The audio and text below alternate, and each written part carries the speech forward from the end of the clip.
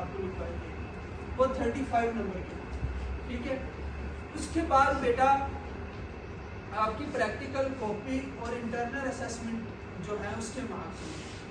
Practical copy और internal assessment के marks 15 हैं, ठीक है। और वो आपके टीचर के हाथ में, जिस तरह मैम किरण है वो आपको करवा रही है या मैं आपको करवा रहा हूँ, तो ये कॉलेज के जो टीचर हैं वो भी एक्सटर्नल एग्जामिनर के साथ बैठेंगे और 15 नंबर हैं जो ये पूरे उसको उसी बच्चे को मिलते हैं। टीचर पूरा साल नोट कर रहा होता है कि ये बच्चा किस तरह क्लास में अपना बिहेवियर शो कर रहा है, कॉलेज के रूल एंड रेगुलेशन को फॉलो कर रहा है, चीज़ें जो दी जाती हैं वो करके आता है कि नहीं करके आता, इन सारी चीज़ों को वो देख के फिर नंबर लगाए जाते हैं। वो पूरे आप नंबर ले सकते हैं अगर कॉलेज के रूल एंड रेगुलेशन को आप फॉलो करते हैं। प्रैक्टिकल कॉपी के और इंटरनल असेसमेंट जो है उसके 15 नंबर होंगे। इस तरह 35 और 15 ये कितने हो गए 50।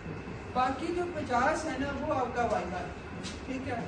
वाइवा में जो क्या होगा, एक्सटर्नल एग्जामिनर है जो वो खुद क्वेश्चन आपसे पूछेगा और वो आप चैलेंज नहीं कर सकते कि मेरी रीचेकिंग करवाइए, उसके अंदर कोई जो चैलेंज वाली बात नहीं होती, रीचेकिंग वाली बात नहीं होती। रिटर्न में तो हम कर सकते हैं, लेकिन जो वाइवा होता है वो फेस टू फेस चलना होता है और इसके अंदर किसी किस्म का आप चैलेंज नहीं, अगर आपको उसने उड़ा दिया तो वो आप उड़ जाए।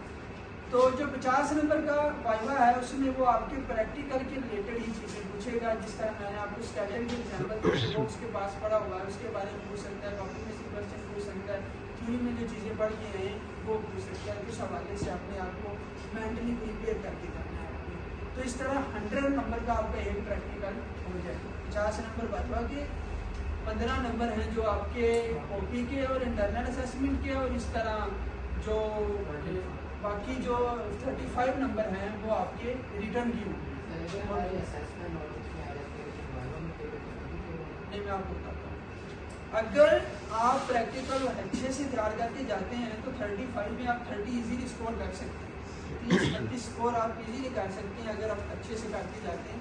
और ये 8-10 प्रैक्टिकल हर कॉपी में दिए हुए और बड़े इजी हैं, कोई इसके अंदर वो कम्प्लेक्सिटी या सर घुमाने वाली चीज़ नहीं है। हाँ, अगर आप कहते हैं कि मैं आज नहीं तैयार करूँगा, कल तैयार करूँगा, परसों तैयार करूँगा, मेरा स्केड्यूल आज फिर तैयार करूँगा, एग्ज़ाम नहीं को तैयार करूँगा, तो फिर उसके रिजल्ट इस तरह नहीं मिलेंगे। फिर आपने बस वो कोई एक्सपेक्टेशन नहीं रख सकते, गारंटी नहीं है कि आप पास हो जाएंगे।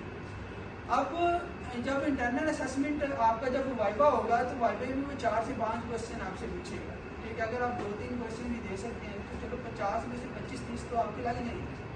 अगर आप बिल्कुल सुकून बन के बैठे रहते हैं तो फिर आप फेल हैं।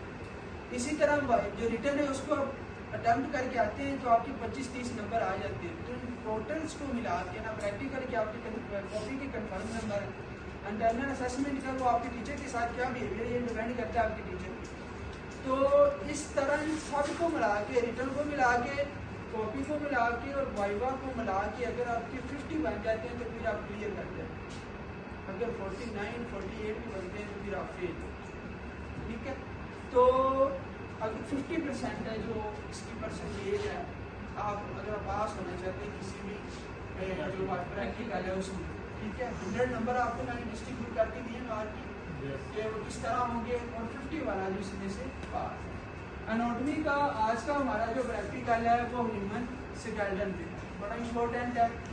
ह्यूमन स्केलेटन, अब 2 तरह के जो स्केलेटन है ना बेटा, मैंने आपको पहले भी बताया था, ऑर्गेनिज्म के अंदर पाए जाते हैं। एक को हम बोलते हैं एक्सोस्केलेटन और एक है एंडोस्केलेटन। कुछ ऑर्गेनिज्म ऐसे हैं जिनके जो स्केलेटन है वो बॉडी से बाहर पाया जाता है, उसको हम एक्सोस्केलेटन बोलते हैं। जिस तरह टर्टल्स हैं उनका स्केलेटन बॉडी के बाहर पाया जाता है। कुछ ऑर्गेनिज्म ऐसे होते हैं जिनका स्केलेटन बॉडी के अंदर पाया जाता है, जिनको हम बोलते हैं एंडोस्केलेटन। ये क्वेश्चन पूछा जा चुका है, एक्सोस्केलेटन और एंडोस्केलेटन में क्या बात है।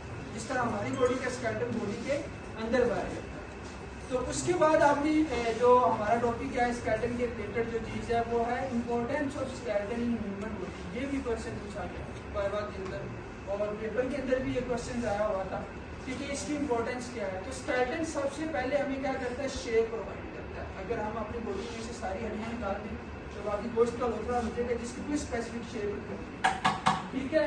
तो ये हमें क्या करता है, शेप प्रोवाइड करता है। उसके बाद ये क्या करता है, हमें सपोर्ट प्रोवाइड करता है। अगर हम बैठे हुए हैं तो तो स्केलेटन की वजह से बैठे हुए हैं, अगर हम खड़े हैं तो स्केलेटन की वजह से खड़े हुए हैं, और अगर हम चल रहे हैं तो स्केलेटन की वजह से चल रहे हैं, अगर हम लेटे हुए हैं तो स्केलेटन की वजह से लेटे हुए हैं। ये हमें स्कोर प्रोवाइड करता है। उसके बाद बेटा ये प्रोटेक्ट करता है हमारी बॉडी के डिफरेंट ऑर्गन्स को। जिस तरह क्रेनियम बोन है, स्कल है, वो हमारे ब्रेन को प्रोटेक्ट कर रही है, और जो कैज है जो वो हमारे इंटरनल जो ऑर्गन है, हार्ट है, लंग्स है, उनको प्रोटेक्ट करता है। उसके अलावा साइट फॉर अटैचमेंट, ये हमारी बॉडी के डिफरेंट ऑर्गन्स को अटैचमेंट के लिए जगह भी प्रोवाइड करता है। हमारी बॉडी के जितने भी स्केलेटल मसल्स आपको नजर आ रहे हैं वो स्केलेटन के साथ अटैच है, ठीक है। तो इस तरह ये 5-6 पोस्चर हमारा पोस्चर है जो उसको मेंटेन करता है। मीन कि हमारा स्केलेटन है प्रॉपर, तो हमारा पोस्चर है दाल है बिल्कुल ठीक है। आपने देखा होगा